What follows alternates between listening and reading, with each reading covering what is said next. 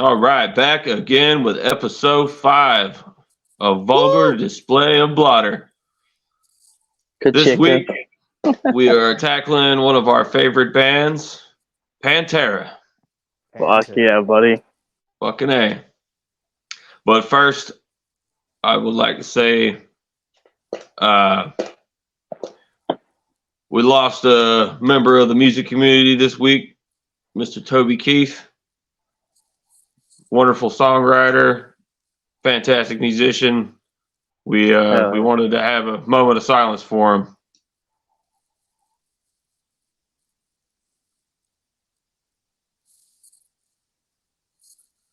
And we're back. And we're back. So, jumping right into it, I believe Timmy went first last time, so Trey's starting us off this week. So, Trey, All right. what you got All for right. us? Top albums. Okay, beautiful people. Top albums. I'm gonna go ahead and piss some people off In order. just by in order. Number 3. I'm putting Power Metal as my number 3. Oh, nice. Yeah, I love Power Metal. I ain't gonna lie.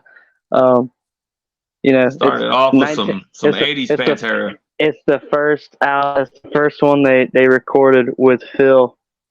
You know what I mean? And honestly, it's got some good tunes on it, like "We'll Meet Again." I know we've talked about that, Jimbo. Oh yeah, That song kicks ass, man. It's a great song. I mean, there's a lot of songs. "Proud to Be Loud," PST '88. I mean, Timmy, I don't know if you dug into that album. Hard Ride. I mean, what was it? PST '88, which stands for Pussy Tight. That song is the only. I want to say it's the only song that Dimebag Darrell actually sings and plays guitar. And there is a clip you can find in like 90 something, 92, 96 or something like that. They're playing at a smaller place like club or something like it. It's probably early 90, 92, somewhere in there. They're playing at a smaller club, but they actually played it live. So you can actually find that on YouTube. Yeah, it's killer, dude. It's killer. So it's like a New Year. It's like a New Year's Eve gig they did, and they actually play that tune. So it's pretty cool. Yeah. Yeah, I really liked how Phil he was more like a Judas Priest, Rob Halford singer on that album. I was about to say you could definitely tell major influence with that. So that's my number 3. There's still reminiscences of that on Cowboys from Hell too. That's what I was gonna say too. That's why I love Cowboys. Honestly, that's like one of the main reasons. They're so. That's one. So let's move on with it. So my number 3 is Power Metal. I know some people might be like, "Get out of here, man! Far Beyond Driven," or fucking, the Great Southern Trendkill or something. But man, I don't know. You can go all day. There's so many different ones. But my number 2, I just went ahead and put Vulgar Display of Power because, I mean, it's vulgar. That's the one. yeah.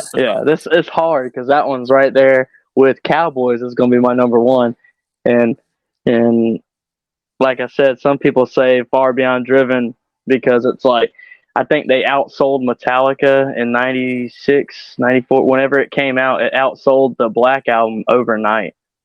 Pretty sure that's considered their heaviest album. Yeah, it was like it went to number 1. It was their only like. It was like it outsold Metallica or something like that. And if you think about it, on one of Metallica's best records, I believe. I think that somebody might correct me, but did the Black Album come out in '92?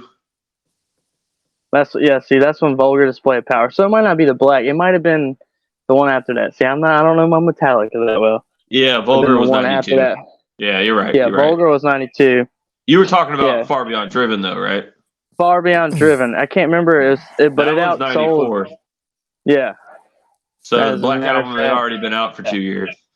Yeah, but it was one of them. It was a Metallica album or something that it outsold overnight with no radio play or something like that, like outrageous. Yeah, I know it didn't have any radio play or MTV play.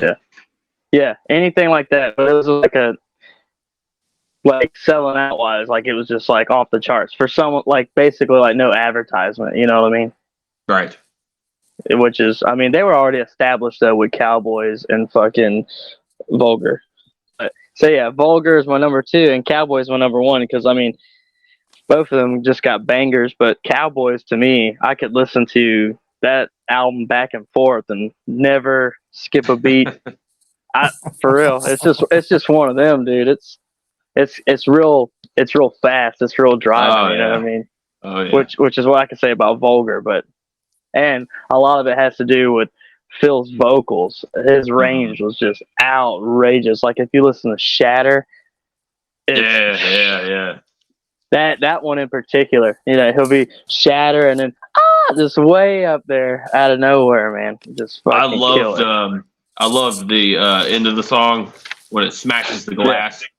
I always love that. Yeah. It was just a great little touch to put on the end of it.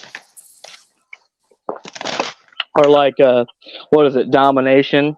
You know, it's super fast. Right in the beginning, I think they actually the what you hear in the beginning is Rex saying like farts stink like a motherfucker, and then they just counter it off and get it. That's literally what he says or whatever.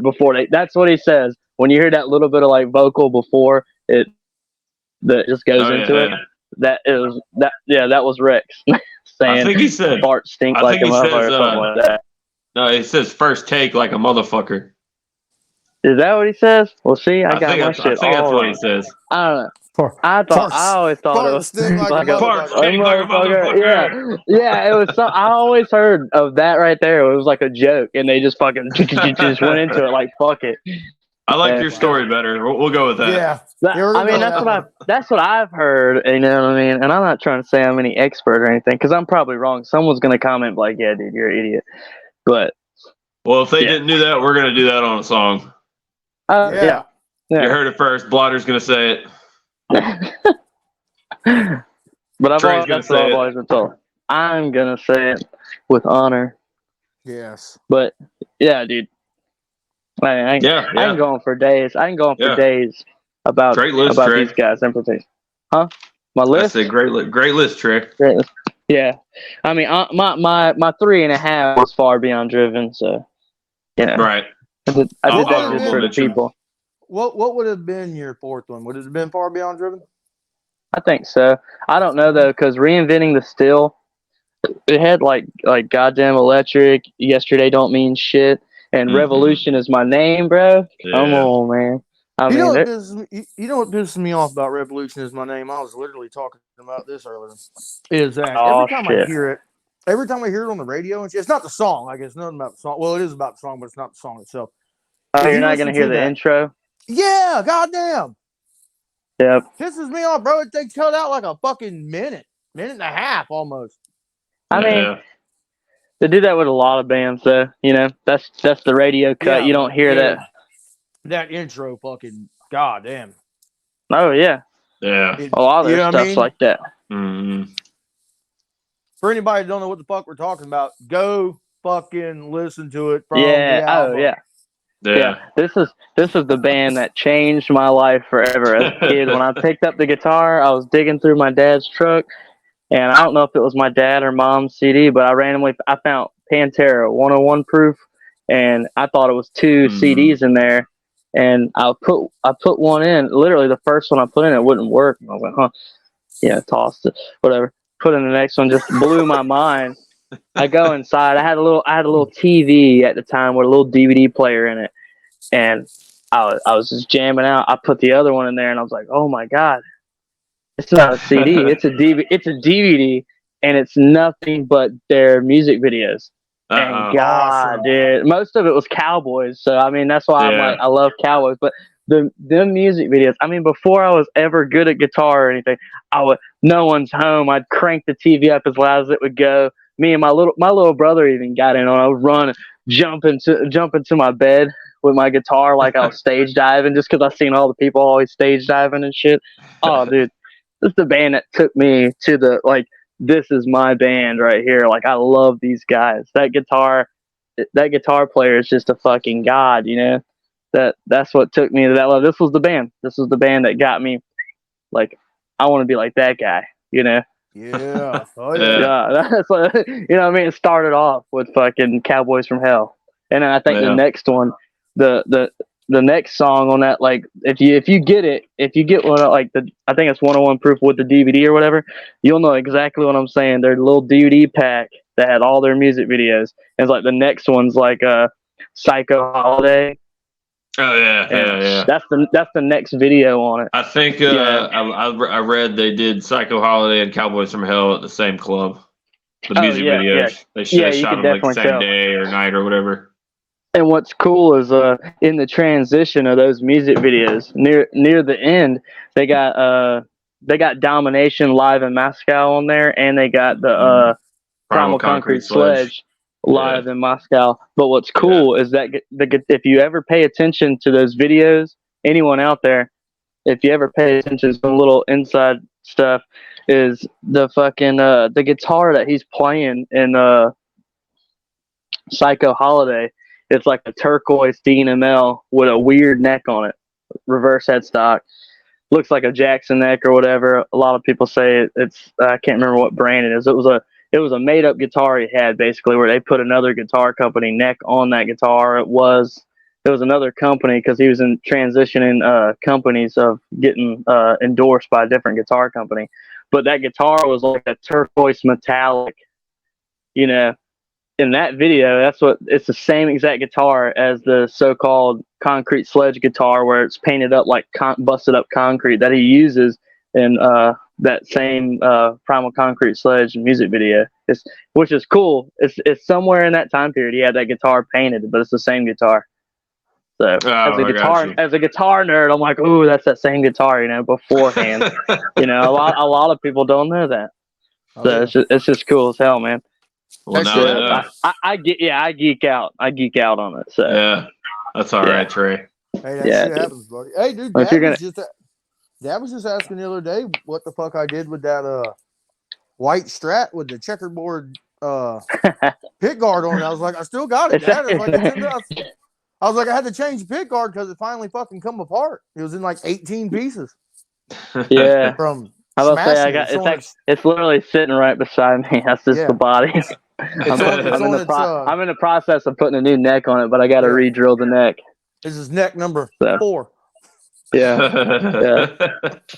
I actually, if you look, where is it? Over there. Yeah, there you go, right behind me. That's the neck I'm gonna put on it right there. There you go. The Grouch is holding it up, man. He's got it holding it up on the wall. Yeah. Yeah, I got Oscar over there. Yeah. That's right. Because it's trash. Yeah, man. Well, because it's trash. Like my playing, yeah. That's right. That's right. Oh, I love trash. Never mind me. I'm gonna go outside, jump head first off the garage. That's right. I'm gonna climb up to the highest. I'm climb up to the water tower, jump off head first. So yeah, that took a weird turn. Yeah, right. Poor Grouch. We're not. Do. None of us are suicidal. This is an inside joke. No, man. I was just listening to the Great Southern Transkill. That's all. Oh, I got you. All right. That happens. All right. Well, getting back on track here.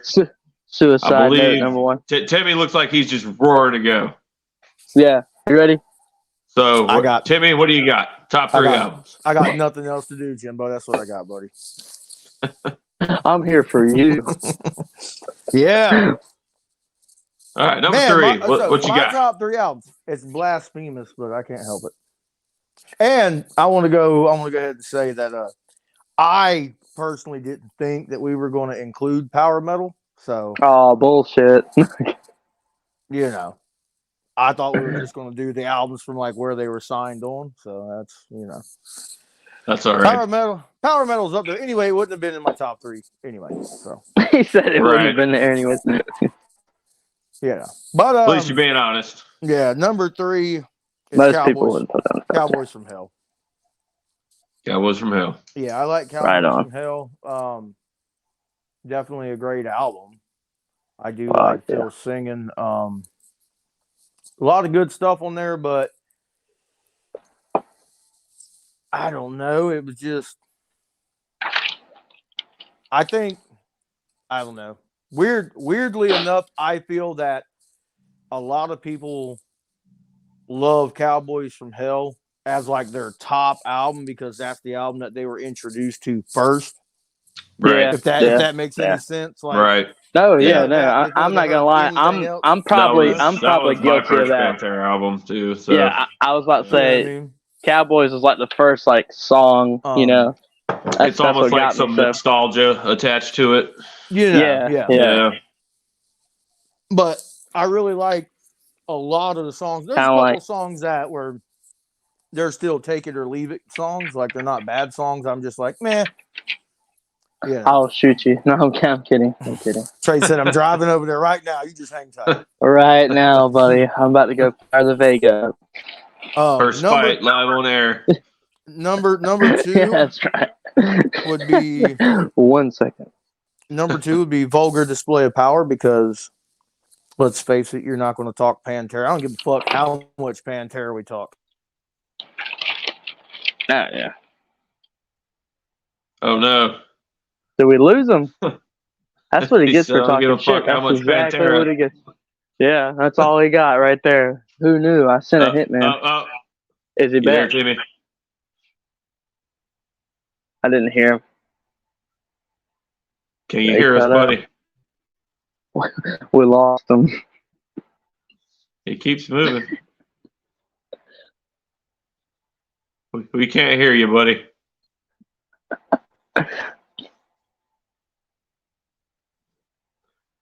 Having some technical difficulties. Yeah, we are. We can see you, Timmy. We just can't hear you. Yeah. Oh, wait.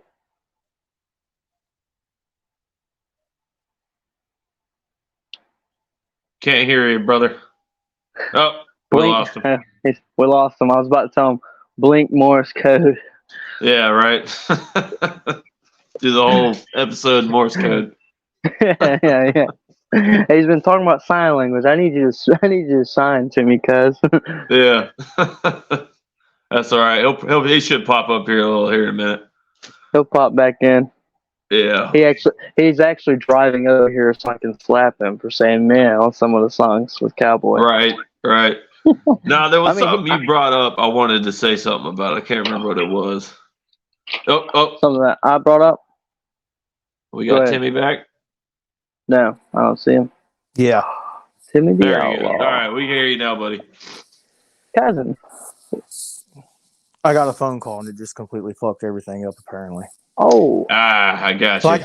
We'll do it. I was worried about the same thing. But I couldn't hear or see anything.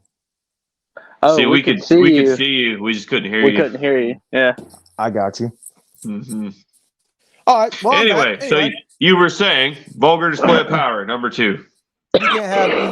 You can't talk Pantera without talking Vulgar Display of Power. I mean, absolutely. Half that album is like fucking everywhere all the time. Are you okay, Trey? Yeah. That Pepsi went down the wrong hole.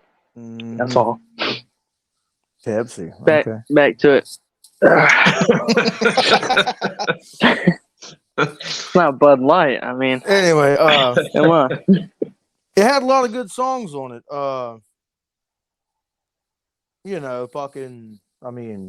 Walk. Comes to mind. Like right off. God. Walk. Yeah. Had Walk. Had Hollow. Had A New Level. Yeah, Hollow. I really like that one. Regular People. Mm-hmm. I think didn't have This Mouth of War. Yeah, it had This Love. Yeah.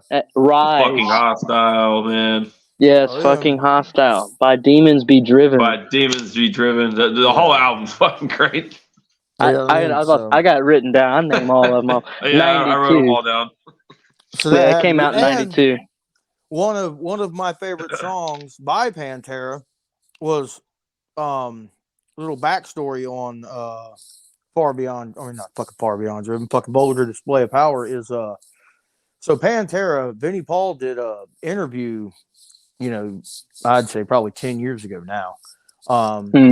And he was talking about how they didn't write songs like a lot of bands. Like they wrote songs they didn't write like 25 fucking, the Bon Jovi fucking thing. And I say that because that's how Slippery when Wet was written was we write 20 songs and we pick 10 good ones. Right. Oh yeah. They didn't do that is what Vinnie Paul was like. If we were going to put 9 songs on the fucking album, we wrote 9 songs. That was our goal. We're writing 9 goddamn songs and release them until we think they're good enough. And that was that. Mm-hmm. Well, when the album was done, they decided that the song Piss wasn't up to their standards, so they left it off the album. Mm-hmm. Then when they did the 20th anniversary of it, when they reissued the thing and they added it to it. Yeah. Yeah. And that happened to be, that's actually one of my favorite songs. Piss. Yeah, definitely in the top 10. Oh, yeah. I thought about that. Nice. I actually did not listen to that song when I was listening to this, now that I think about it. And shame on me, but. So, with that said, my number 1, numero uno, is, and always will be, Far Beyond Driven. Nice. I fucking knew it. I knew it was coming. It just like everybody else. I've listened to a lot of Pantera, but that album to me was probably one of their fucking heaviest albums. He's gonna be like, because of 5 minutes alone. That factors into it. Fuck yeah, it is. Killer fucking song. That's like that album, man. Just man, I'm a fucking studio fucking. You know how Trey has like a habitual guitar buying addiction, like yes, that's how. Yes, we do. That's how I feel. Wall.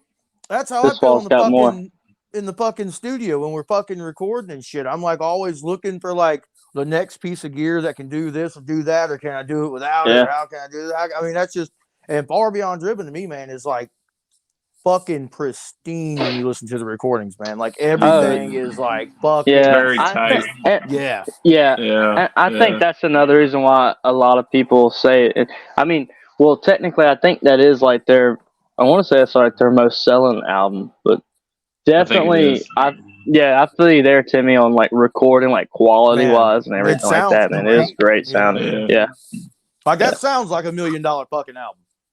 Yeah. You know, like, well, I mean, like compare. I mean, because Vulgar Display of Power sounded great. Yeah. I don't know. There's something about Reinventing the Steel to me that sounds very processed, very like whoever the producer was really almost like they fucking overcompressed the album, and it's really hard to explain. Like if you stuck them side by side, you could probably tell what I'm talking about. I don't know. It might not have been that. I know that it was like really like tense in the band at the time, so it might have something to do with it. Say too. Yeah, because they split after 9/11 in 2001. So, I mean, they were going to take a break, but that's what I was going to get at with I don't know if it was the Great Southern Trendkill. It came out in '96. I think it was Reinventing the Steel. There was a time when Dime had built a studio in the backyard, and that's where they started recording the stuff, kind of like Van Halen did, you know. They started doing the same thing, and I think towards the end, towards the end, exactly. Towards the end, they started like Phil. I think he went back to New Orleans or wherever it is he's from, or whatever. He had moved back home, or he moved somewhere else and was recording his vocal stuff and sending it in. I believe that's how they were doing that. Like he wasn't there. He wasn't there with them recording like he normally would be. Yeah, it was actually recording in Trent Reznor's studio in New Orleans. From 9 Inch Nails, which is kind of cool because I know Dimebag was actually a really big fan of 9 Inch Nails. Oh, that's cool. See, I didn't know that. Like one of the, I can't remember if it was. I believe it was before Cowboys from Hell. That's the song Head Like a Hole. Yeah. That was you know the song I'm talking about. Apparently, Dimebag was like really into that song. Like he fucking loved it, and a little bit of it went into the writing of Cowboys from Hell. I got you. It was kind of like one of the inspirational song for him, I think. Nice. I thought that was pretty cool. Hell yeah. My honorable mention would have been Power But yeah. Metal, Oh, I'm sorry, Timmy. I didn't mean to cut you off. He said my honorable mention would have been Power Metal. Nah, but like you were saying, Phil recorded in New Orleans, and I think they were all in Dallas. Plus, Dallas, and Benny and Dime. It could have been Dallas or Arlington's where they live. Right outside of it, I think. I can't remember which one it was. I thought it was Dallas, but I could be wrong. Yeah, Far Beyond Driven also. I know. Planet Caravan on, so you know. Yeah, I mean, but that's I was gonna say, dude, I love that, but it's a cover. It is a cover, but it's an amazing cover. Oh yeah, they did a cover of Cat Scratch Fever as well. That was killer. Yeah, I think I should point out what I was talking about earlier. Remember, I was talking about like most people are, they were introduced to Cowboys from Hell, so that's why it's their favorite. Mm-hmm. The first Pantera album I'm probably guilty of that. The first Pantera album I ever recall listening to was Far Beyond Driven because that's the one that Dad had. Right. Yeah. You know what I mean? Mm-hmm. And so hearing that I was like, what the fuck is that? Like, yeah. I come over to the house. Shit. You know what I mean? But I come over to the house and see, that's what I was gonna say. Like we were listening to like Iron Maiden and shit like that, sure. But then it was like one day I was pretending to be a goddamn Power Ranger or something, and fucking Slaughtered comes on. Yeah, you know what I mean? Fucking yeah. He didn't know what was going on. Motherfucker went from Blue Ranger to Red Ranger real quick, turned into Brown Ranger. Yeah. No, I get what you're saying there, Timmy, with that, because like I was saying, 101 Proof is like it says live on there, but it's got the, I don't know, that I believe that's what I had when I was a kid, and it was more like a greatest hits. It had it had stuff off of every album that they did. Well, that was their live album. They did have a live album called 101 Proof, official live. That's what I'm saying. Yeah. See, and that's what I'm thinking that I'm mistaking it for or whatever. But whatever I had was like a greatest hits. It had a bunch of their songs because it had it had Revolution as my name on it. But nice. I mean, it also had like Cowboys. It had Walk. It had stuff like that. It had Drag the Waters. Bunch of stuff. Oh yeah. And so it had a bunch of stuff from different albums, and then it had like all their music videos. But I would say that though, when I actually was like, I love this fucking band, I'm gonna dig into them. You know what I mean? As a guitar player, as a music lover, and that's what I did. I went into Cowboys. You know what I mean? Start where you think the starting line is. Yeah. And you just creep on from there. Jimbo. Yeah. Oh, it's my turn already. All right. Yes. 28 minutes in, it's your turn. Let me flex on y'all a little bit.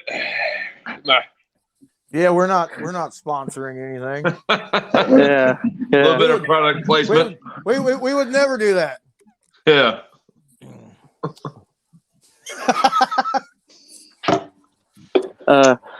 For anybody that doesn't get that, you need to go watch Wayne's World. Go watch Wayne's World. Take you out to the Vega. Okay. Oh, dude, we should do a bunch of funny Wayne's World shit for Alice Cooper week. Yeah. Fuck yeah. Anyway. I gotta find my Garf shirt. Go ahead, Jimbo. Go ahead. If we ever talk about Queen, we gotta do Bohemian Rhapsody. Yeah. Okay. So Jimbo's list. Yeah. Come on, Jimbo. At number 3, Jim, I'm about to shock the world. Oh shit! Here we go. Number 3, I have the Great Southern Trendkill. Okay. Nice. New entry to the list. Yeah, that was definitely. That's what's up. Yeah. War Nerve, son.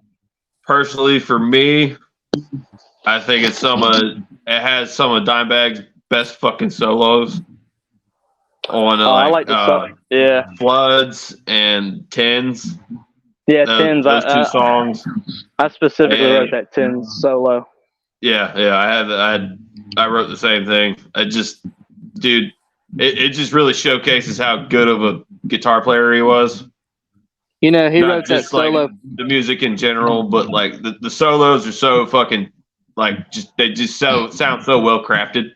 Like, and they fit the song perfect. Oh, yeah. You know what I mean? Like, it just, God, it's fucking awesome.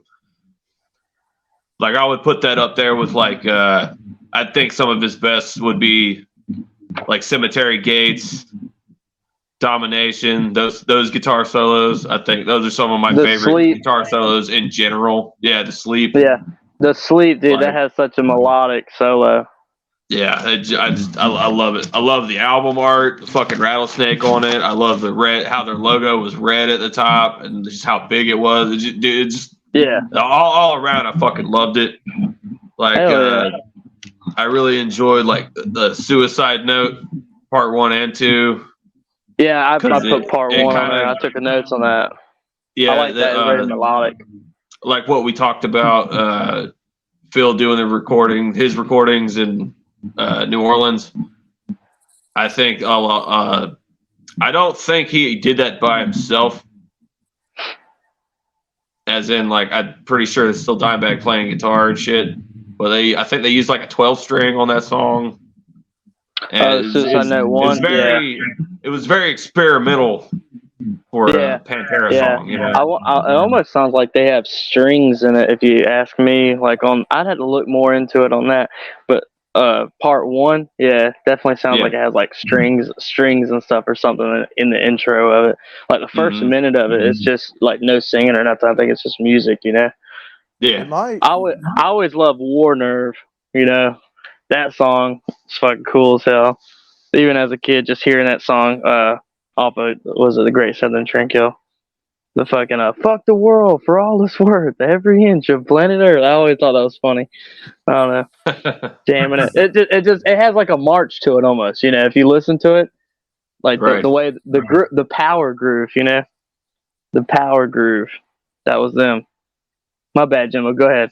Nah, you good. I'm fucking with the sound. All right. Yeah, awesome album. Now, my number 2, I also have Vulgar Display of Power. Yeah. Sounds like that's I already know it. 2. Man, I mean, that's a solid 2, bro. Just like there's going to be a solid number 1. I think that's the first one we've all had on the same number. Yeah. If I'm not mistaken. Yes. Yes. Shit, man. What can I say about that album that we ain't already? Dude, the whole album's good, front to back. Starts off with Out for War, ends with Hollow. I mean, everything in between is just fucking kick ass. Oh, yeah. Yeah. Man. Fucking Hostile is probably that. If any song gets you going, it's fucking Hostile. Oh yeah, or Rise. I always love Rise. Rise. It's time to rise. I don't know, man. Or Regular People. I used to love this. Love used to be my favorite song. That was about. So that's actually my dad's favorite. Man, is This Love. He loves that song. I think that's probably Lydia's second favorite. Yeah, that's probably my dad's favorite. Or it's her favorite. It's either that or Walk is going to be her shit. You know what I mean? Like her favorite Walk song. Is probably. I about to say, I believe Walk is her favorite for sure. Yeah. Yeah. Regular People is fucking killer there. Hollow has great lyrics. I mean, having a Walk on there, that's like the song they're known for. So I mean, that's like an anthem. Oh, and I think all their album art was awesome. I believe I wrote it down. The fan that is on that album, the album cover, you know, it's getting punched in the mouth. I looked it up. It said that it took him 80 hits before they got that money shot. Damn. That motherfucker stood there all day getting punched in the face for that one picture. I guess that was 81. I don't know about y'all, but I ain't really trying to do that for an album cover. Come on. For some reason, I feel like they had a few people try that out. Right. You know. I feel like we that's somebody.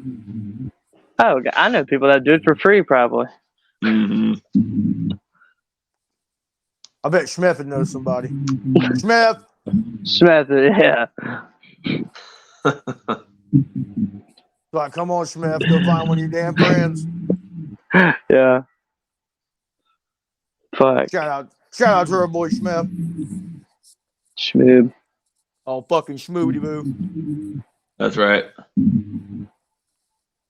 A new level. Fuck, dude. Yeah. Sorry, man. I was fucking with the sound. Fucking with the sound. Do. That's right. Yeah. So my number one, Far Beyond Driven, man. That's shit. Man, that. I really thought he was gonna say Cowboys from Hell. I did too. Yeah, I know, it's shocking, right? Cowboys is my honorable mention. Timmy. I'm really upset with you. But man, Trey's gonna ride down here and kick my ass twice now. 2 times.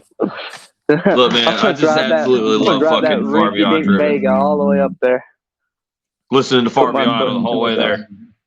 Yeah. No. Man, it's just songs like Strength Beyond Strength. Yeah. I love that song. It's a Becoming great opener. I'm broken. Yeah, it's so fucking heavy. Mm-hmm. Yeah. I mean, I'm broken, hardline, sunken cheeks. Strength Beyond Strength has a great breakdown. I like Throws of Rejection. That's the song. It fades into Planet Caravan. Yeah. Yeah. And I love that shit too. Like, it's such a good fucking song. Mm-hmm. They killed Planet Caravan. I like it better than the Black Sabbath version, honestly. I do too, actually. If you ask me, it's that good, I think. Yeah, it's good. Say what you say. Say what I said. Mm-hmm. I'm telling you, bro. 25 I believe years. that. Yeah, that's a good one. Fucking kills. Hey, Trey. Yes, sir. Adjust your headphones. Unplug them. Yeah, I'm hearing some echoes. In the year 2525. In the year. I dropped my book. 25. I dropped my book. Book. Is it any better? Yeah, I don't hear it now. Yeah. There you go. It'll be back. I'll be back. All right. Is Trey going to do the songs now? Is that what we're doing? Throw a coin. Heads or tails. Yeah. We're going to songs now.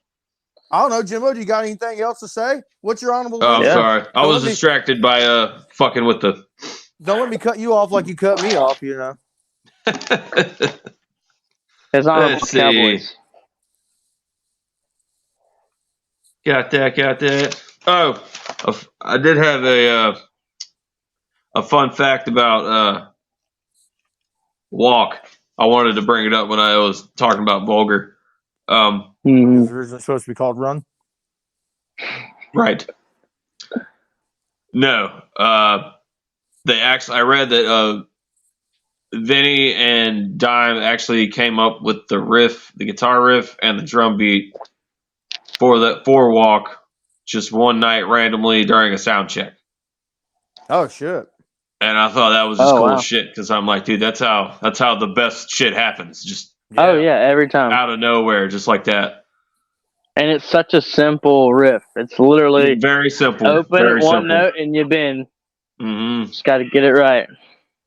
Man, I know Timmy was there one time. We went to a show, and I think it was a festival, and they had a smaller stage in like the parking lot. And as me and Timmy were walking by, they started playing Walk, and they fucked it up like bad. Like they fucked it up so bad, they literally all just stopped and started again. That was sponsored by Jägermeister too. Yeah, that was a sponsored stage. We were just like, bro, we're better than that. What the fuck? Yeah, that was sponsored by Monster, wasn't it? Yeah. I think it was one of those energy drinks. Yeah, it had to be Monster. Yeah.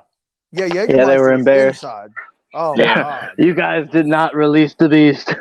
Yeah, it's fucking terrible, dude. They're out there listening, like, you know what? Fuck those guys. Yeah. I don't even know what their name was. It was just some band that was playing. That's why we played for Monster and you didn't. Need to know your fucking name. Yeah, that's right.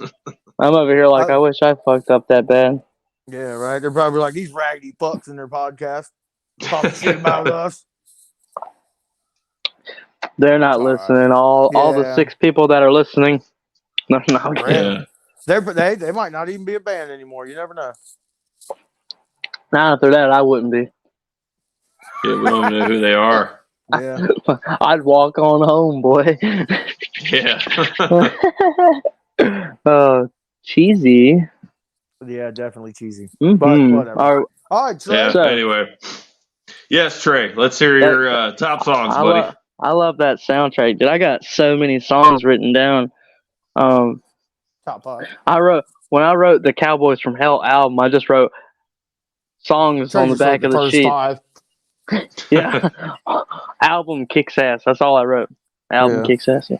So I actually my number 5, I actually wrote, and this is funny, I put spaces between each one, and I put 1, 1.5, because it's like my whole another list of honorable mentions, basically. We shorted out for a second there, bro.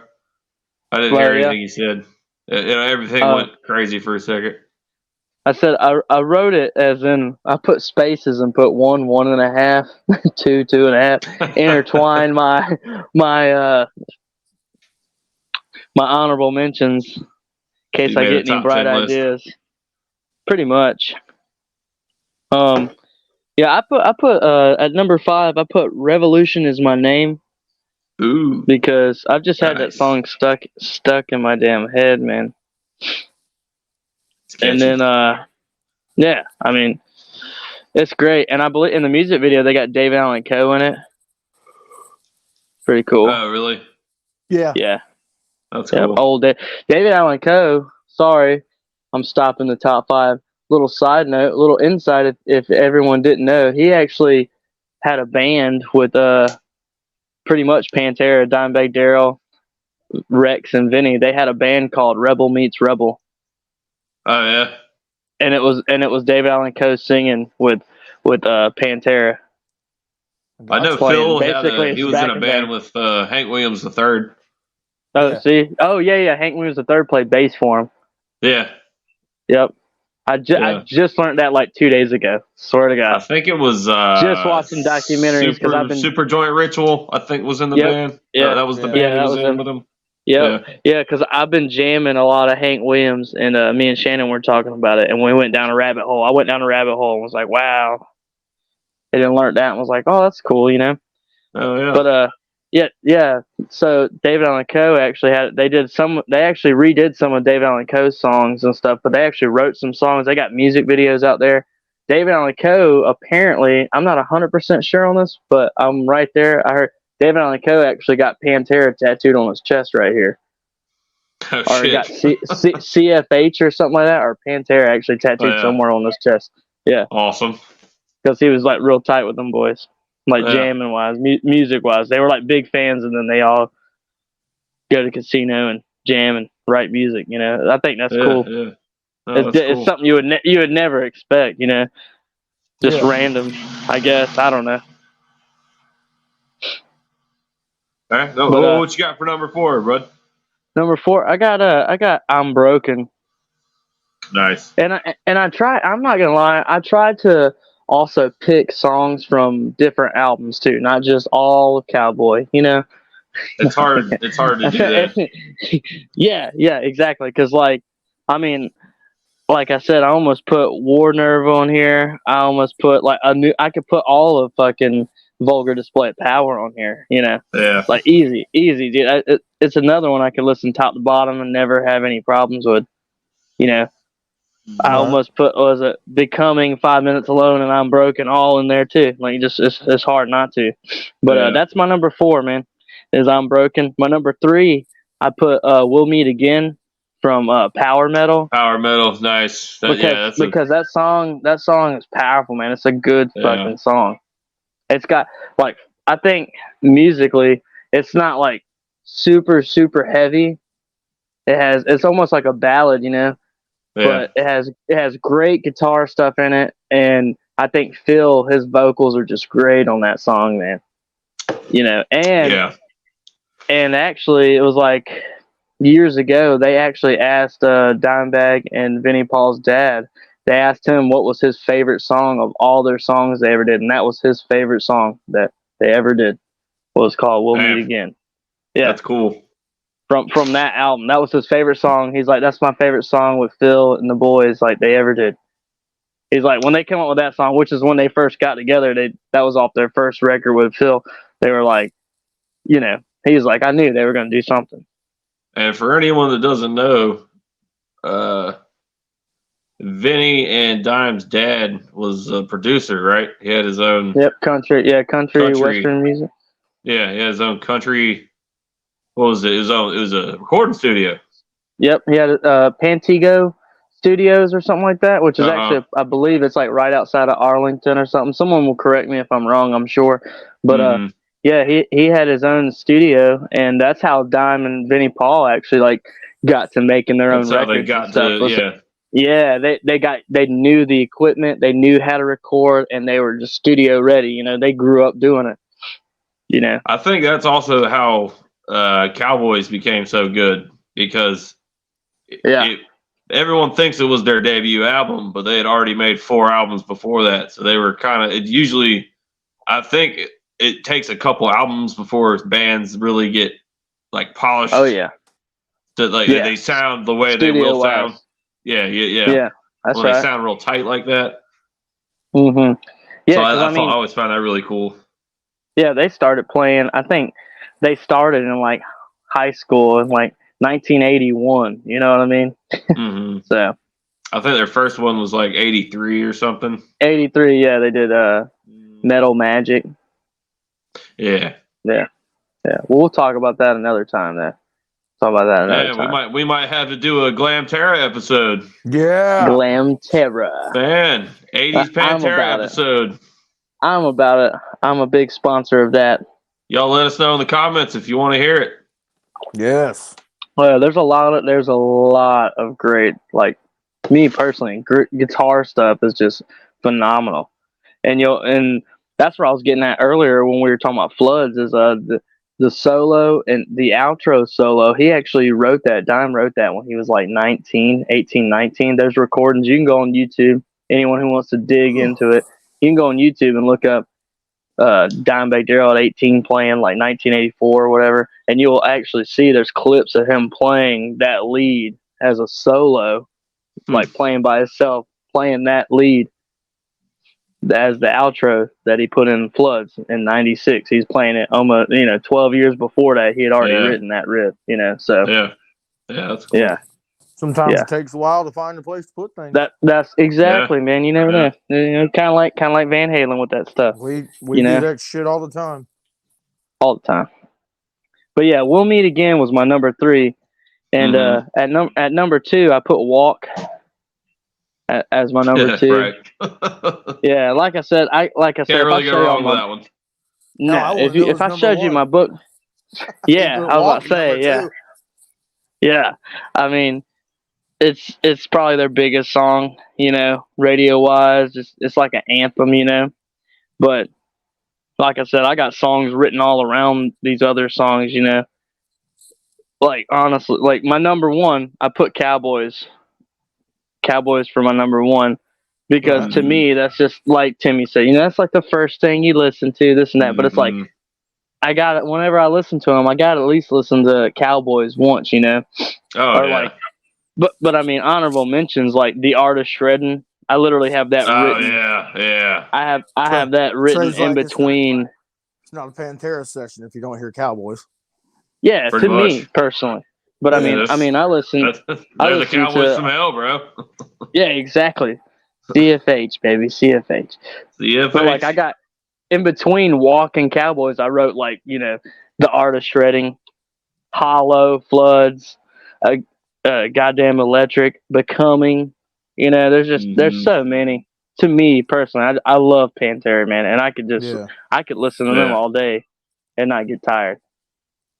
Just Dimebag Darrell's mesmerizing guitar riffs and solos is just And him and Vinny, like they said, those guys invented like power metal, or what is it? Power groove. The power groove. You know, I think they even have, if you go on Google, you look at their albums and stuff, they even have one where they call it like the power groove, you know. And it's just cool, man. And you can tell they're brothers. They've been playing together forever since they were kids because they're so tight. Their riffs complemented each other between the drums and the guitar. You know, it complemented each other so well. You know, it's just perfect piece together. Mm-hmm. I don't think there's anyone disagree with you there, Trey. I said I don't think there's anyone that would disagree with you there. No. And if they do, fuck them. Yeah, that's all I have to say about that. You know. But all right, that was Trey's top 5.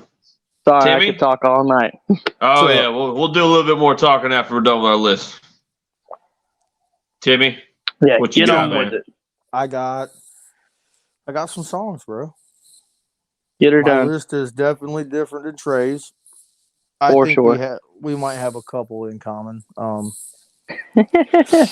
Top 5 coming at you hard. My number 5 slot goes with. We're gonna start this list out with "I'm Broken," and the reason is not only is that a badass song from a badass album, arguably, you know, probably their best album. Trey. I knew he was looking at me, motherfucker. But man, that fucking breakdown when it's like fucking. Oh yeah, dude, fucking yeah. Anyway, I always love the solo in that. I'll be over here fucking beatboxing the song. Yeah. I always love the solo of that one. Yeah, man. "I'm Broken." That's definitely a number 5, and that was actually now. Like I said, I really love the song "Piss," but I don't know if I would put that on my top 5. It would definitely be in my top 10, I would have to say. But "I'm Broken," I was toying with that, and "No Good." Like "No Good" was almost my number 5, man. Which is right. Far Beyond Driven. No, it's a Vulgar Display of Power. Yeah, I believe is what that's on. Yeah, Attack the Radical. Yes. But anyway, so number 5 would be "I'm Broken," Far Beyond Driven. Number 4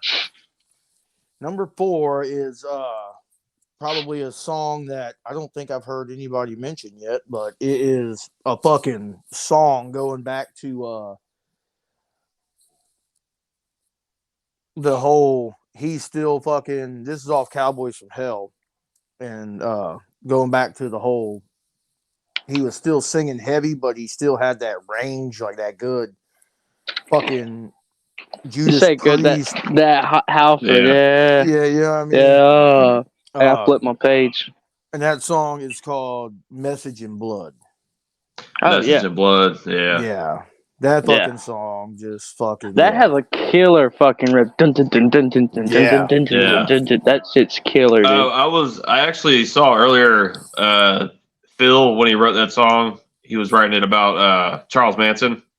Awesome. The Manson murders, because oh wow, they wrote like words on the wall in blood, right, from the victims, like Sharon Tate. Oh man, yeah, that's crazy. So that's where the inspiration for that song came from. He's a great songwriter. Lyricist. Yeah, I would agree. Phil is. Yeah, I think that metal show, if any of y'all ever watched that metal show, I believe they talk about, they actually put their top 5, I think they put Phil in their top 5 rock and roll lyricists of all time or something like that. Ah, that's cool. Like their top 5 like metal lyricists of all time. I think he's in their top 5. Yeah. I'm like, hey, I give him that. Because when you listen to his lyrics, like, I mean, even with Cowboys, you know, he had a lot of great lyrics on that record. You know, and that's back, and he was young, you know. Oh, dude, Cemetery Gates. I thought those were some great lyrics. Yeah, great song, great solo. Number 3 is Walk. Because, nice. Yes. I mean, it's fucking Walk. Like, yeah. That's right. And if there's any of y'all out there that don't like Walk, you can just go fuck yourself. That's right. I'm waiting for someone to be like that. That's like the skin. That's like Simple Man. No, there is no. I don't care. I don't care. Like, nah. All right, Walk is awesome. Is it my number one? No. It's my number 3. It's a good song. Rightfully it's so. In the It's top got 5. a badass. Yeah, it's got a badass riff. It's got a fucking. It's got anger. It's the got solo hostility. Is great. It fucking you know what I mean. Mm-hmm. It grooves. And it's still for any musicians. I mean, it's rather simple. It's got a very nice simplicity to it. You know what I mean? That's what I was talking about earlier. I was like, it says simple sales, and that one is, dude. Yeah, it's on that's there. You can what I hum brought it, up earlier about how they wrote it. Just as a fucking sound check. Yeah, it's very simple, like something you would do for a sound check. You're not playing anything like super. Yeah. Literally complicated. I don't care how fucking mainstream it may seem. I mean, you can't have a Pantera song list top 5 or even top 10 without having Walk on there. To be honest, of all like quote unquote like mainstream shit, like we talk about when they're like all bands went mainstream or that's their radio song. It's like, dude, the lyrics for that song is great too. Yeah, like the whole song kicks I don't know. ass. It's not, you know what I mean. That's what I'm saying. Like it's not one of them. It's just like oh that don't make sense or something like that. It's like dude, everyone can relate to that. You know what I mean? In a way. I think that's what's cool about Pantera is because they actually did the opposite of what most bands do. When they're trying to be more commercial and successful. They just like we're gonna get heavy. Yeah, they were like, see if we can just keep getting heavier. And then they just jump into fucking Far Beyond Driven. Which, I mean, I would say that's probably some of the shit on that album is heavier than shit nowadays. Yeah. Oh, yeah. Like, that's how ahead of the I ain't gonna lie, in 2000, if you listen to damn Reinventing the Steel, there's a lot of fucking I don't know. Or the Great Southern Trendkill, same way. There's a few songs I know on the Great Southern Trendkill for sure, but I'm pretty sure there's a couple of songs on Far Beyond Driven. I might be wrong, but I remember reading somewhere about how one of those albums was like fucking Diamond M tuned to like D standard dropped with so that would be like fucking A. You know what I mean? Oh yeah. I mean, but that was back. Yeah, that's what I'm saying. That was back when like I'm not gonna say no one was doing that, but like not doing it how it is today. Right. Yeah, exactly. I feel like and I don't want to say like that a was grandfather before new metal, of it. And that new metal had everyone dropping down. Exactly. Like I was saying, like into Reinventing the Steel that came out in 2000. It's like after that is when the 2000s, like I mean, you had bands like I don't know, Coldplay and stuff like that. They played low or whatever, but it was more like I hate to say like radio friendly. It wasn't Poppy. fucking Pantera. Poppy. It wasn't Pantera, you know. Mm-hmm. Oh yeah. And they never, and like a lot of people say, they never sold out or anything because this is what we're gonna do and we're doing it. You know what I mean? Yeah. Fucking that's why they got away from the whole glam thing. Yeah. Full send, full throttle. Fuck it. Yeah. They're like, we don't want to dress up like this. We're just gonna go up here with jeans and a t-shirt and fucking jam. Them and jam. There's a few bands that have done that, man. I call it the Frank Zappa method. Because if you ever listen to Frank Zappa talk, his philosophy since fucking day one when he was playing the bicycle on the fucking Tonight Show or whatever show that was he was on, you know what I mean? Yeah. Is he's always said, I make music because I like to make music. I make music for me. If you want a copy, I'll sell you a copy. That's right. Yeah. You know what I mean? Exactly. Yeah.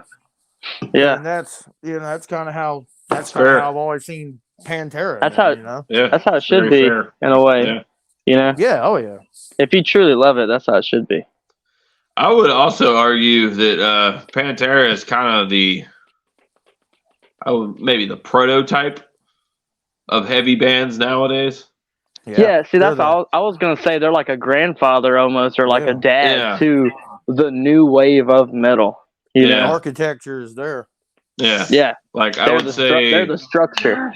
I would definitely say Phil is like the prototype to every frontman ever since. Yeah. You know, if you're playing if you're in a metal band, like, yeah, I mean, you can't get much more metal than fucking Phil Anselmo, dude. Yeah. Yeah. And you know, like, if you think about it, like, you wouldn't have Avenged Sevenfold, Slipknot, and all them bands. They love fucking Pantera. That was like one of their bands, you know. Yeah, it was big. But, like, Avenged Sevenfold actually did a pretty decent cover of Walk.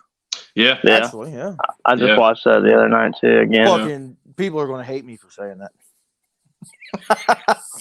Hey, write your hate in the comments. We'd love to respond. Right. That's right. That's right. Any publicity is good publicity. Yeah. Timmy, did you? Was that all your songs? No, bro. I still got two. You got two more. All right. Well, let's hear it. He only made it number 3, bro. Number 2. I'm distracting you. I'm sorry. Number 2 is fucking Domination. Yeah. Yeah. I mean, god damn, you know. Domination is the shit, bro. Yeah. Yeah. I have to listen to fucking Live in Moscow like once a month. You know? Oh, fuck yeah. Like, I can't help it. I used to put my son to bed to that. Yeah. I'd put it on YouTube and I'd rock him to sleep listening to Pantera. That's what's up. Very rhythmic. No lie. Hell yeah. But yeah, Domination, bro. Nice. Preferably. I got that in my head. Live in Moscow, yeah. Just because like you can feel fuck what everybody else says. You can fucking feel energy through that goddamn whatever you watch. Dude. When that fucking it's amazing. Nuts, you can feel that. Yeah. Yeah. I don't give a fuck what anybody says. I told you when I was a kid, dude, run, jump on the bed, son. With guitar and everything, dude. Yeah. When I was a little kid. And just started playing guitar. Couldn't even play. My number one song out of my top 5. This is my favorite Pantera song. And that is 5 Minutes Alone. I knew it. I fucking knew it. That's a great song. I'm a little surprised, but it's still awesome. I love that song, bro. And the solo, I hear him talk about it all the time. But the fucking bass line behind the solo just fucking kills, bro. Yeah, yeah. Man, I used to, I will say about Rex. And then he does that, and stop. Yeah. Yeah. I gotta stop. I'm about to get up and start breaking shit. No, me and Timmy saw them live when they came to Virginia Beach. Oh man! With Lamb of God. With Lamb of God. Yeah. And I guess we can get into is that really Pantera or not bullshit after the list is done. But talking about Rex, tell us in the comments. What do you think that's? Tell us in the comments if you hate us or not. Yeah. Yeah. But no, about Rex, man. I didn't go. He sounded so fucking good live. I was really impressed with how good he was. Yeah. Because I never really thought about it, but dude, he follows. He's following Dimebag, on every album, every song, and he's a fucking amazing fucking player. Yeah, I was to he match plays guitar that energy too. that Dimebag has and Vinny, dude, it ain't easy. Yeah, you gotta be badass. Have you ever listened to Rex talk? You gotta have balls. Mm-hmm. Bro, the first time I ever heard him fucking talk, I was like, what? Like, that motherfucker had the fucking deepest goddamn redneck southern fucking voice I ever fucking heard. He just started talking, and I just stopped everything I was doing and was like, the fuck? Yeah. You know what I mean? Yeah. Because you're like, man, they're from fucking Texas. But then you hear them and you're like, oh no, they're from fucking Texas. They're from Texas. That's where Boomhauer came from. I thought I was listening to fucking Frank Beard or one of them from ZZ Top fucking talking over yeah. You know what I mean? Yeah. That was one of their influences too. Oh yeah. I saw an interview with Rex. He was talking about how Pantera got that groove. He said, man, it's just ZZ Top and Van Halen sped up, man. Mm-hmm. And it's cool how our first episode was on Van Halen because just about every band we've done so far, save Skinner, all goes back to Van Halen. Oh yeah, there's some tie-in to Van Halen, they loved Van Halen. Hey, that was the last thing that Dimebag Darrell and Vinnie Paul said to each other. I love Van Halen. Before he was shot down. What? I love Van Halen. No, they. No, Van Halen. That was That'd be their. some fucking epic. Dude, that would be metal as fuck. No, that was the last thing they ever said to each other. Well, what was it? Van Halen. Before they would start any show, right before they would, like, Vinny would go to the drums and he would go out with his guitar. They would look at each other and be like, Van Halen. It was like their football break, you know. They would look at each other and be like, Van. They'd dap it up, or Van Halen, you know. Because that was where they got it from. They always look there, so like, oh, we're just like Van Halen, you know. We're brothers that love it, and we're fucking doing it. It's like Kiss. They would say it's the Garden. Yeah. They were like, they would always say wherever they're playing, it's the Garden. We're playing the Garden. Yeah, that was their thing. They would always say Van Halen before they would go out and play, and that was the last thing they ever said to each other was Van Halen. That's both sad and awesome at the same fucking time. Yeah. Mm-hmm. Real shit.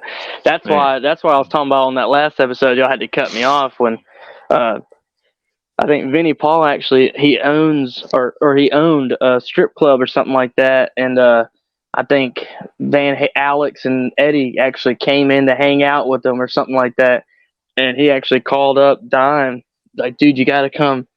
Eddie's here, you know. Yeah. So he went, and he said they like went off and like just sat down and talked for like 2 hours or more.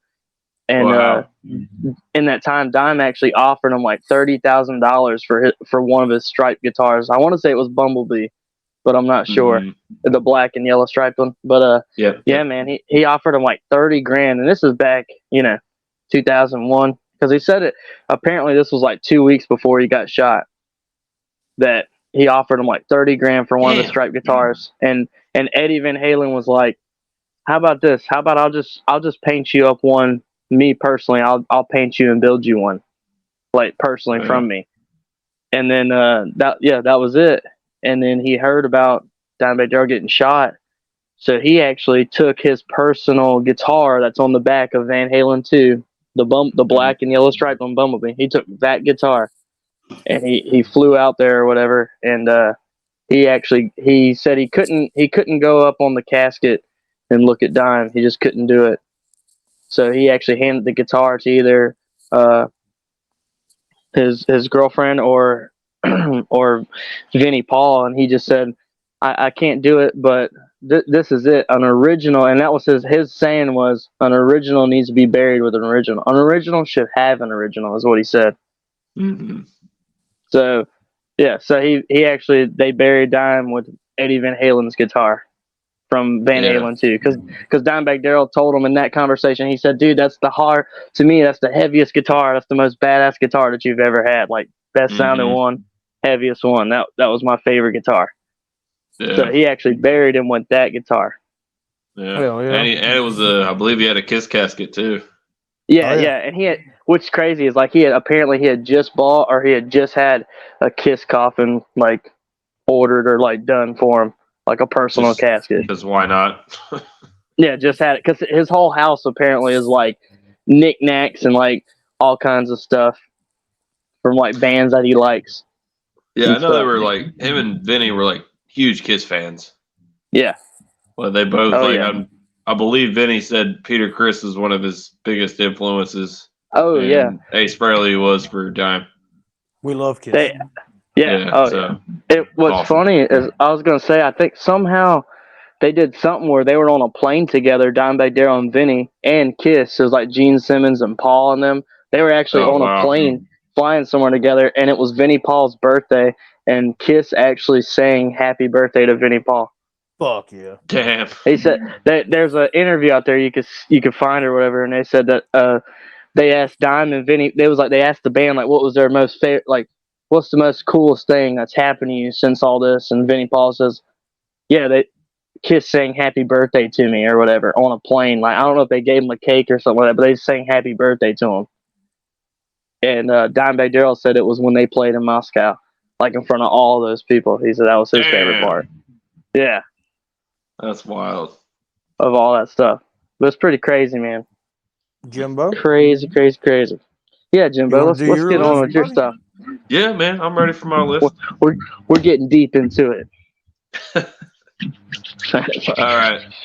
So y'all put y'all's in order, so I guess I'm gonna have to do it on the fly. Put mine in order. Yeah, he just called out names. Oh, we're doing that. Okay. I mean, my number one is my number one, though. Yeah.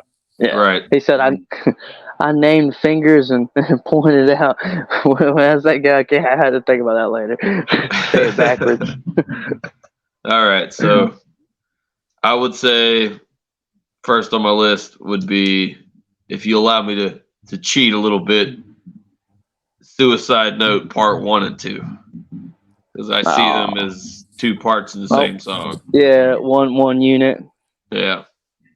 Like, okay. First part's fucking just awesome. You know, it's very acoustic and experimental kind of. What's crazy is when I listen to it, it almost reminds me of like a fucking Pearl Jam song.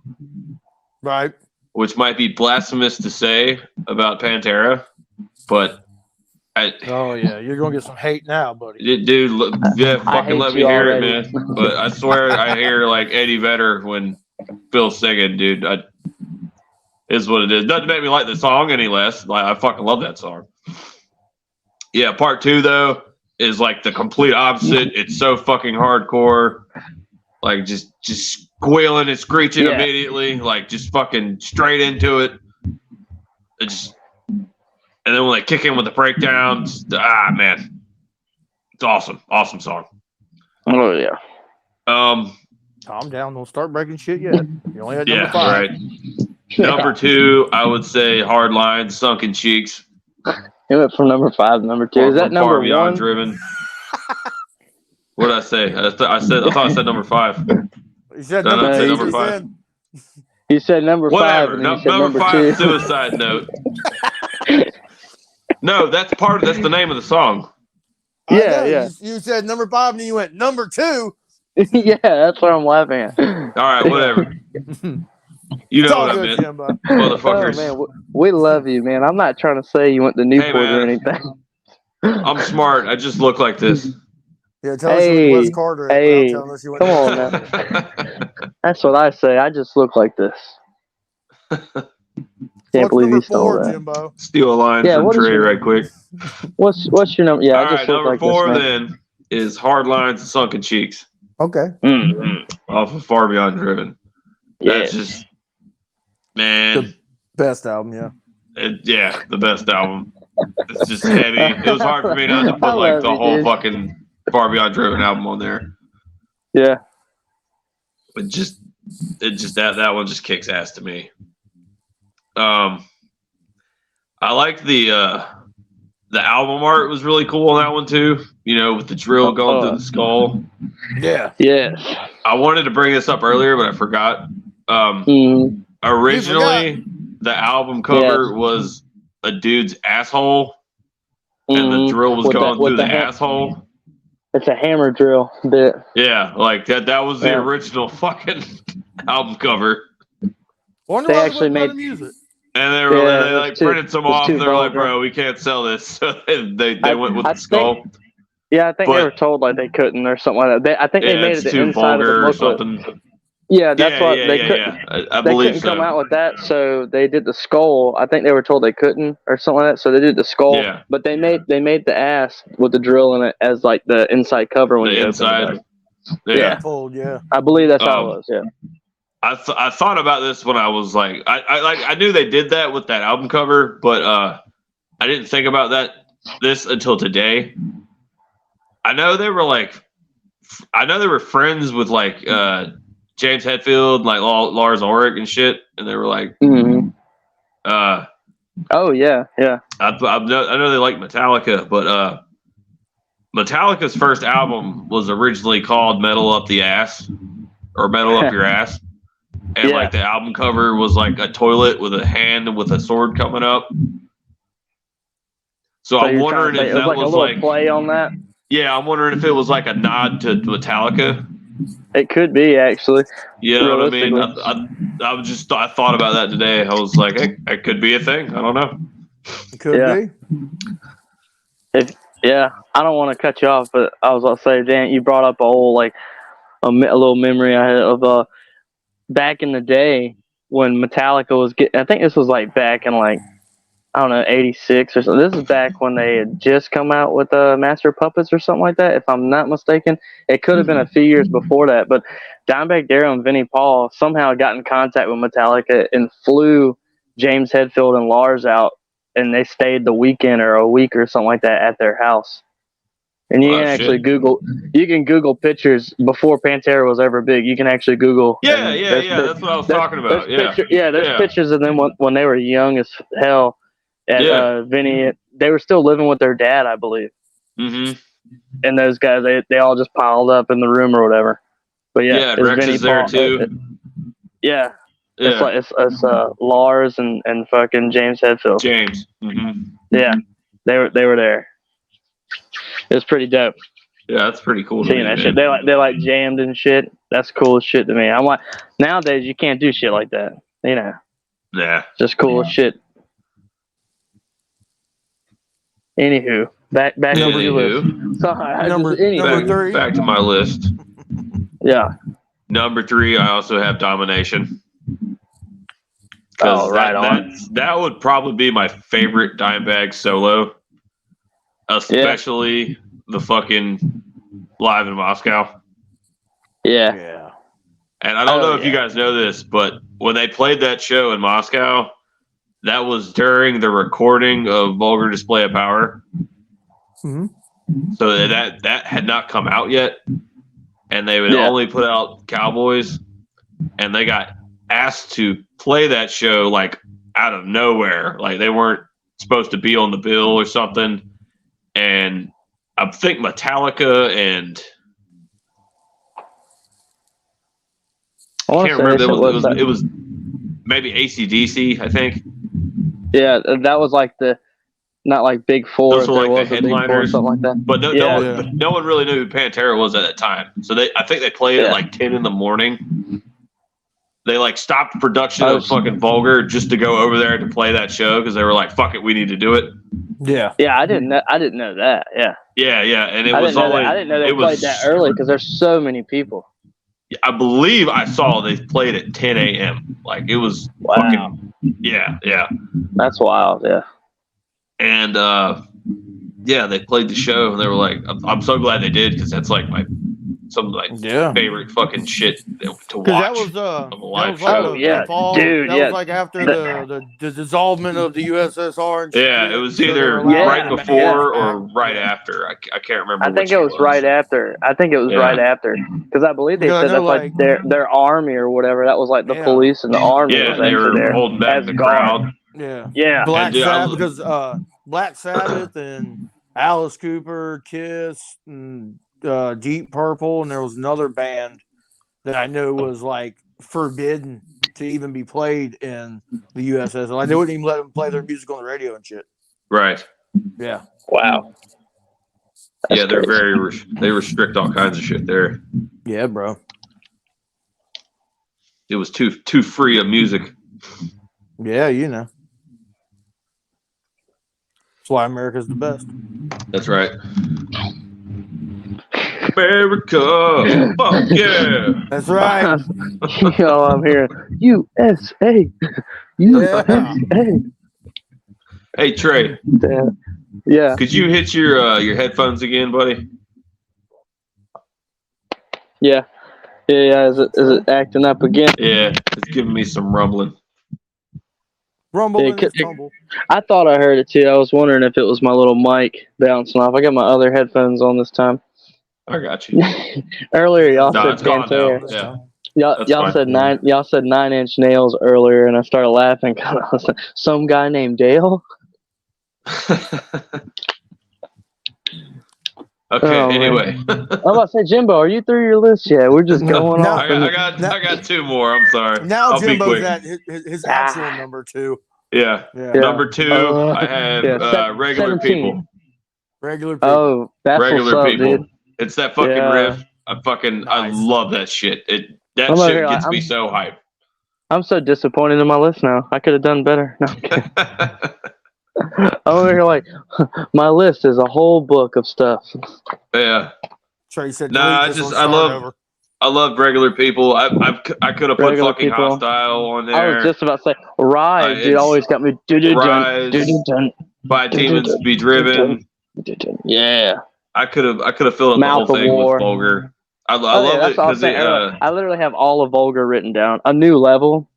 Yeah, a New Level. I liked how they like Phil kind of departed from the Rob Halford style singing. Yeah. Even though I do like that, but I like it.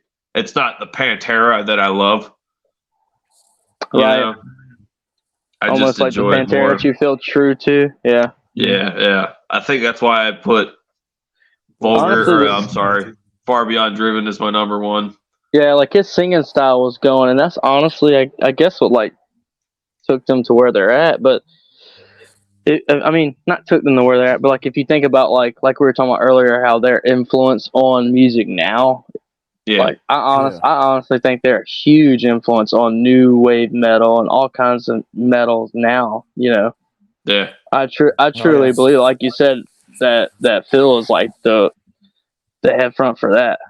Yeah. You know, because in his day, it was Halford. You know. Yeah. So and I'll say this about Phil. Shatter. Dude, I'm gonna tell you this about Phil. When we saw that show, I was blown away by how good he sounded. Like studio quality, fucking. He hit every note. He sounded good. Like it, all around, like strong. Yeah. Just, I mean, he don't move a lot like he used to, but nobody does, man. Nobody does. He's still up there with a shaved head, no shoes on. Yeah. Just fucking some shorts and a t-shirt. Yeah. For anyone that doesn't know, Phil has I think he's got degenerative discs in his back, so he really doesn't move. He's had major back surgery and shit, so he really doesn't move. But goddamn, if he can't belt that shit out still.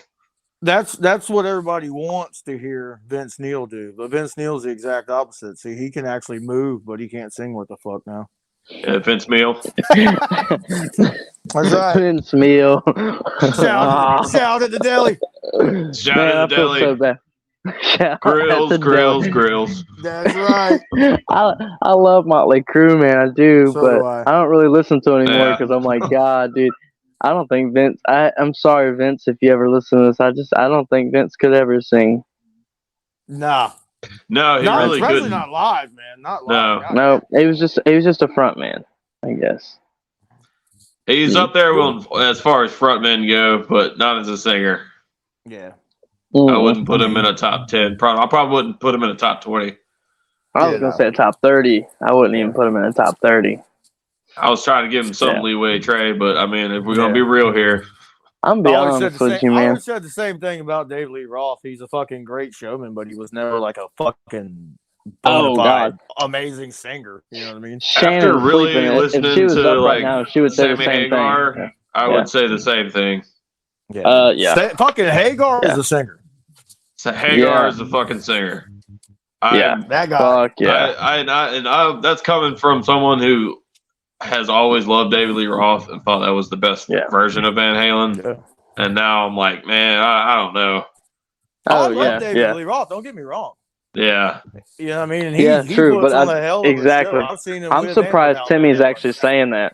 I'm very surprised Timmy's saying, because I thought Timmy was like, I didn't think I would ever hear that coming out of fucking Timmy's mouth. But yeah, that's how I've always felt like that. Like, I love David Lee Roth. He's a great showman, but I do not think he is a singer, just like Vince Neil. I mean, come on now. It's even funnier when you say it. Vince Neil. All I can think of was that picture where they're like, Vince Neil is not real. That meme. It's like him as Godzilla or whatever. Yeah. Damn it, man. So, are you through your list yet? I got one more. He's got one more.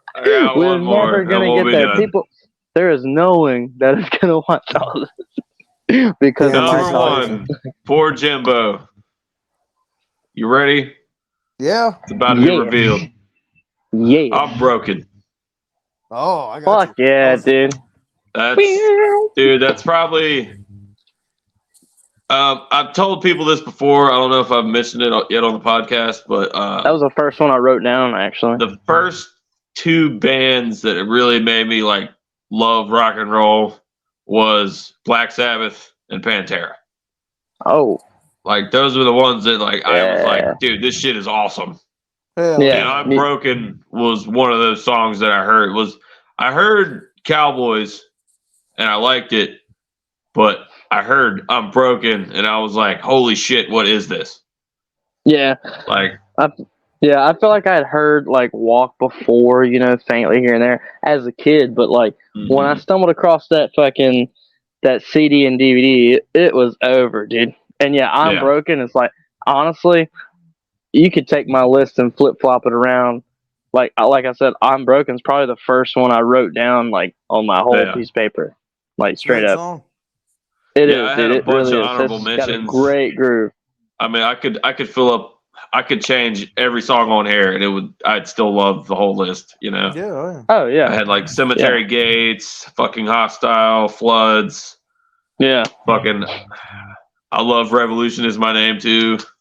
I'll Cast a Shadow. Yeah. Like, I mean, I could. Oh yeah. It goes on and on, man. Good Friends and a Bottle of Pills. I wouldn't say that's one of my favorites, but it's definitely. It makes me laugh. Yeah. And even like songs like that I don't listen to that much, I can go back and listen to, and I'm just like, dude, the fucking groove, the breakdown is real. Okay, it's not that bullshit, Yeah. Oh man. Yeah, I want to say this about doing this show, like allowing me to go back and listen to some of these albums that I haven't listened to in forever. I'm like, holy shit, man, that's just good fucking music. Oh, oh, dude, yeah, I've been loving it, dude. Have y'all watched, especially with Pantera, dude. Have y'all watched fucking Pantera with Sebastian Bach do fucking Cold Gin? Yes, I have. Yeah. I was gonna say. I was actually gonna say. Yeah. I'm glad you said something to me. I almost forgot. I was gonna say they actually went on tour on the Vulgar Display of Power tour, I believe. When they did that tour is when they Skid Row went on tour with them because they were doing what was their second album? Like the Monkey Business? Yeah, I was gonna say the one Monkey. Yeah, one with Monkey Business. They were doing that, and they actually got very close. Skid Row and Pantera were very close. Like friends and shit after that. Yeah. Like and honestly, if you listen to that, I feel like if you listen to that album with Monkey Business on it, Slave to the Grind, if you listen to Slave to the Grind, I feel like me personally, like I can hear some influences and some influence. You can look. There's actually a video of I'm just saying that the guitar. I can't think of. I don't know why I can't think of his damn name. The guitar player. The guitar player, Snake. He actually, it was like I don't know if he was crying or whatever because he was talking about how close he was to dying, and he was like how much of like a good person he was, and like an influence of a like friendship and as a person because he was such a good person. But like his guitar playing, he was saying his guitar playing was like a big influence on his guitar playing, even though he was big in the '80s and stuff. He was talking about how Dime's guitar playing was like a big influence on him as like a guitar player, like because it was totally different. Like the way he played, and you could, and I personally feel like after, like you can definitely tell with Slave to the Grind and stuff. I feel like with Slave to the Grind, you can hear that, but they went on tour with Pantera with Slave to the Grind. You can go on YouTube. There's a whole thing. And like they paint their face up. Yeah, they paint their face up when they do it. I've seen ones of them with their face painted up playing Kiss with a Skid Row. Oh yeah, yeah. Look, if y'all want to hear a lot about this shit, you can go on YouTube. There's a for y'all and anybody listening, there's actually a whole I can't remember the title of it. Just type in Rex Brown fucking like documentary or something. It's like an hour and a half of him. It's almost like a sit down with Dan Rathers, but it's not a sit down with Dan Rathers. And he actually explains a whole lot of all the Pantera. I mean, like some shit that's not in like the VH1 behind the music scene. Like none of that shit. Yeah. This is a lot. Like goes into detail about a lot of shit. Mm-hmm. I mean, a lot of shit. It was great to watch. I watched it, I don't know, a couple of nights ago because I knew we were going to do this, and I just been listening to fucking Pantera, and my phone decided to go from fucking Hostel to Margaritaville, so there was that happened the other day. That was a real thing. Bet. Yeah. I'm pretty sure somewhere out there on YouTube it's mashed Speaking up. of cocktails, since we're going to Margaritaville, I don't think we can talk about Pantera without bringing up the Black Tooth Grin. That's right. Their signature drink. For anyone that doesn't know, they had their own cocktail that they created called the Black Tooth Grin. Yeah, and they got the name from a Megadeth song, "Sweating Bullets." Yep. And I didn't know this till today when I was, just looking up some stuff I thought would be cool to mention. I didn't know Dimebag had actually auditioned for Megadeth. I did. I was going to say something about it earlier. Yeah. And he actually passed the audition, and they wanted him to join the band. Yeah. And he said he wouldn't join unless his brother could join, Vinny. Yeah. And they said they didn't need a drummer at the time, so he was like, "Well, fuck y'all then. I'm gonna do my own shit." And I'm glad he did. Yeah. Because I mean, fuck. Yeah. Would there be no Pantera? Oh yeah. Yeah. I think they got Marty Friedman. That's what I was gonna say. Instead of him. Yeah, that's what I was gonna say. A lot of people don't know that. Fucking man. Yep. Beyond that, it goes back to like Jason Becker. Yeah. Mm-hmm. Hands down. Them guys, Marty Freeman and Jason Becker. Hands down, dude. Great guitar player. They say those guys are the ones that created like speed metal and stuff. Fucking Damage Plan was great too, you know what I mean? Mm-hmm. Oh yeah. I mean, that was some fucking I really like their fucking album, man. Same thing with Hell Yeah, you know what I mean? I like Down too. I like Down. I seen, what's crazy is when I was a kid, I seen Hell Yeah play at Hooligans, and then we played at Hooligans, and I seen the poster in the back, in the back when we're leaving and stuff. They still got the poster of when Hell Yeah played, and I was just like, hell yeah. Oh, nice. I've played on the same stage that fucking Vinnie Paul's played on, dude. Did. Oh yeah. That's what's up. So have we all. Yeah, that's what I'm saying. That's what I'm saying. I'm just like, dude, fucking awesome. Hell yeah. Y'all got any other little tidbits to bring up about Pantera? Yeah. Go ahead. I'm about to say I talk all day. No, I'm kidding. No, this is just like a me thing about Pantera. I don't know if anybody else has ever done this, but I'll tell you what. I got so fucking high one day when I was like like 16, Why? I think. Why? Like 15, 16, 17, something. I was smoking fucking pot with my brother. Why? Okay. And we had this fucking idea that somebody should make a Sesame Street fucking video where like Big Bird's like walking down the fucking street and he's all happy, he's always fucking happy even when the world sucks. That big dumb yellow bird's always anyway, he's walking down the road all fucking happy, and when he passes by Oscar the Grouch, he fucking like knocks on the trash can, and all of a sudden the trash can just opens on broken starts. Oscar starts beating him with the fucking trash can lid and shit. Like, maybe now that I've said that, maybe somebody will make that happen for me. Turn my I know in Beavis and Butthead they did the Unbroken video. Yeah. When they're sitting on the couch, he's talking about Pantera with some like kid getting beat up by his dad and shit. He's like, "God damn it, Pantera! This beer is warm." That's a great little skit. Damn it! Now, speaking of cartoons, I do have one little tidbit I've known for a while, and I just thought it was funny as hell. Is that Pantera was a musical guest on fucking SpongeBob? Yeah. Oh wow. Yeah. Yeah. The episode's called Pre-Hibernation Week, and I always thought it was cool as fuck that Pantera was on fucking SpongeBob. Yeah. Sandy's like fucking. And I can't remember the name of the song, but it's a fucking hard song. Like it's on a fucking SpongeBob episode. Yeah, they know what's up. Yeah, man. I love it. That's why I like SpongeBob. Yeah. They support. I always like Pantera. SpongeBob for that. Yep. That's what's up. Yep. I'm over here like Pantera means panther in Spanish. It does. I can't remember the guy's name, but he did the album cover for Cowboys from Hell. Mm-hmm. He actually designed their logo as well for that album. Yeah. So wow. I love their logo. I think it's one of the best logos. If you look at our logo, how we had it. Yeah, the original design was very reminiscent of the Pantera with the big P and the big A. You know what I mean? We had the big B and the big R. Yeah.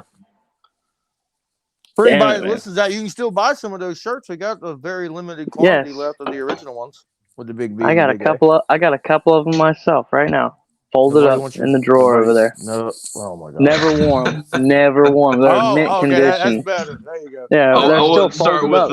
I wouldn't start with they're in my drawer. Yeah, I got to keep them safe. They're still folded up. I'm saving them for some special fans one day. No, man, that's about all I got about Pantera. Y'all got any other little tidbits you want to bring up? Yeah, if you want to hear some heavy blotter. Ooh, I got one. While you're listening to Pantera, go listen to fucking Hanging by a Noose. That's right. Ooh. There you go. I got you right here. Here's some fun fact. If you ever listen to the song, now don't strike me down. I'm gonna say Nickelback.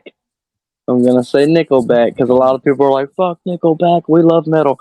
But little inside is that Dimebag and the guys like Pantera, the boys from Pantera and Nickelback, and them guys are all friends, and they actually did a song with Dime. Like they cut a song with him playing a solo. Actually, he was going to do a solo for him, and then all that stuff happened. He passed away. Well, what the hell is his name? I can't think of his name. Chad Kroeger. Chad. Yeah, okay, never mind. I didn't know his name. Chad Kroeger actually wrote the song. If you ever hear the song "Side of a Bullet," that's actually go listen to that song. That song was actually written about Dime and Vinny. Huh. He said, "Go listen to that song." Go listen to it. Dude, I'm telling you right now. Write it down, Jimbo. You're gonna like it. It's real. It's real heavy. And they actually, I want to say, they actually take the clip.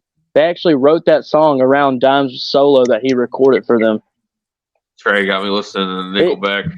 I'm telling you, hands down, anybody out there that is talking smack, talking trash, please comment and let me know how much you don't like Nickelback. I don't care. But I'm saying, Nickelback. I like Nickelback. Yeah. All I'm saying, y'all can trash me in the comments. I don't give a fuck. If you listen to I never knew. I learned this later down the road, just like skimming through some shit. I rolled across it, and it was like it was actually a live video of them playing it. And before they played it, they actually put Dime on the screen. And was like, and he told a story about it, and it's like, holy shit! And if you listen to the lyrics, that's what he says. He's like, his brother watched him do it, do.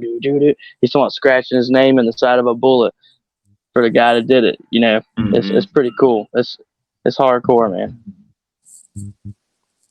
No, that's awesome. Some insight. Yeah, go listen to that song. Man, the people that hate people out there, bro, are just mad because they couldn't write songs like Nickelback. That's right. Yeah. And they're popular. It's the same as like Metallica. I'm not saying Metallica and Nickelback are the same, but Metallica is so big and popular. You're going to have a lot of people that don't like them. Oh, yeah. It's the same with Nickelback. There's so many people that like them, but there's a lot of people that hate them. They're like, they're so good they could fart into a microphone and be a #1 hit kind of thing. Yeah. That happens. I mean, I'm serious. Like, there's people out there. That's what they say about other, bands. People hate on them, bro. People hate on them. Of course, there's just some people that just want to hate the hate. That's right. True. And they hate us because they ain't us. That's right. That's right. Those are the people that fucking like to eat the Snickers upside down so they feel the veiny part on their fucking tongue. You know. All right, I think that's a good way to end it right there.